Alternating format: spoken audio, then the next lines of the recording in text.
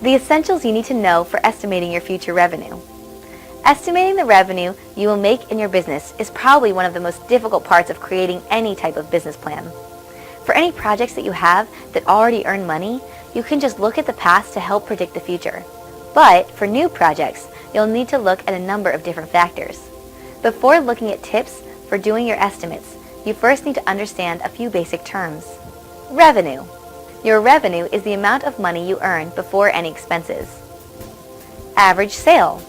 Calculate your average sale by taking your total revenue divided by your total number of sales. So, if you have received a total of $1,000 for 50 sales, your average sale is $20. It doesn't matter if one sale was for 100 and another was for 10. You have to take the average of all of them for estimating the future.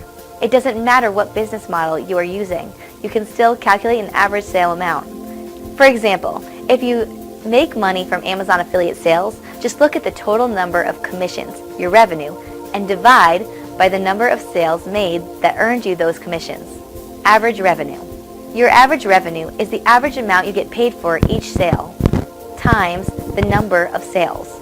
For predicting future revenue, you can take the average amount per sale as your standard.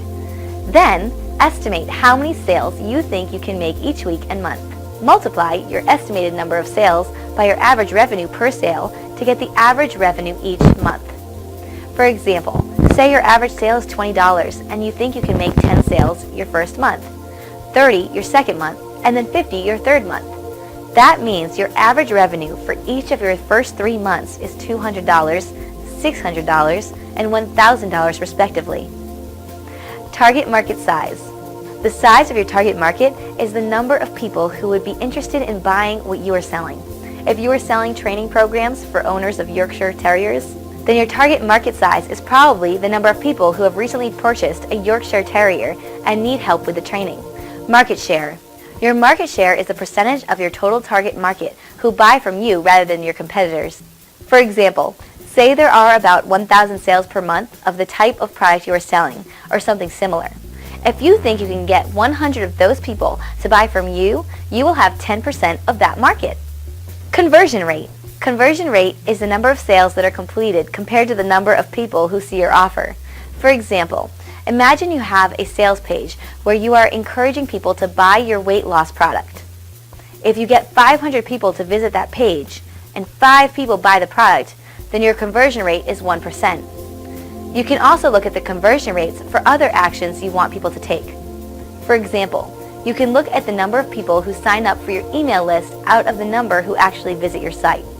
If you are doing offline marketing, you could look at the conversion rate for people who receive your direct mailing versus the number who respond to that mailing. Tips for estimating your revenue. When you get down to the nitty-gritty of estimating your future revenue, here are 3 tips to help guide you. Number 1, don't go with your gut. With many things in life, people will tell you to go with your instincts. However, when it comes to business, you need to get as many facts and figures as possible before sinking funds into a project or venture. Thinking you can sell 1,000 widgets, it's all very well, but you better make sure that there are as many people who actually want them. Number 2, take a history lesson. Find out as much as possible about how much people have earned in the past from the type of business or project you want to start. If you are starting a project similar to the one you've done in the past, then you've already got some of that information.